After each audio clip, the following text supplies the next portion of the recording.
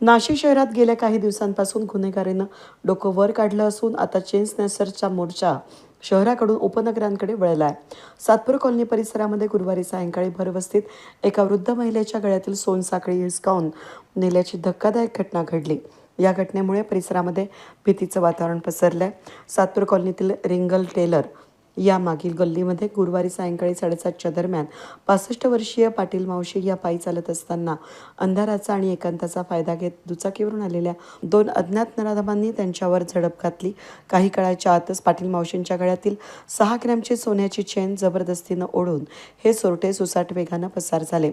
या झटापटीमध्ये वृद्ध महिला प्रचंड घाबरली असून परिसरामध्ये खळबळ उडाली आहे. या घटनेची माहिती मिळताच नवनिर्वाचित नगरसेवक नितीन निगळ यांनी तातडीनं घटनास्थळी धाव घेतली.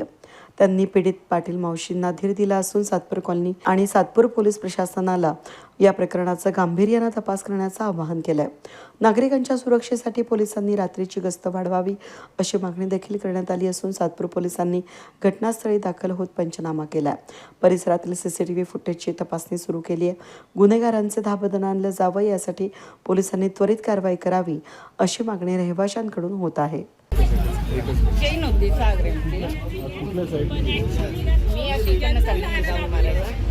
ते पुढे 4 व्हीलर थांबलेली ना, त्याच्या पुढची जी बोळ आहे 2 घरांची, कॉर्नरचं घर आणि त्याच्या मागचं घर, त्या बोळीच्या इथे खेचली ती गाडी. चालू गाडीत ना 2च जण होते. चालू गाडीवरनं एक उतरून त्यांनी खेचली, लगेच पुढे ते गाडीजवळ 4 व्हीलर जवळ थांबवलेली गाडी, त्याच्यावर लगेच बसली निघाले. बाईक कोणची असं वाटलं नाही सांगतात. माझं फक्त लक्ष त्या तुटलेल्याकडेही नव्हतं, फक्त मी पडली नाही याच्याकडे होतं.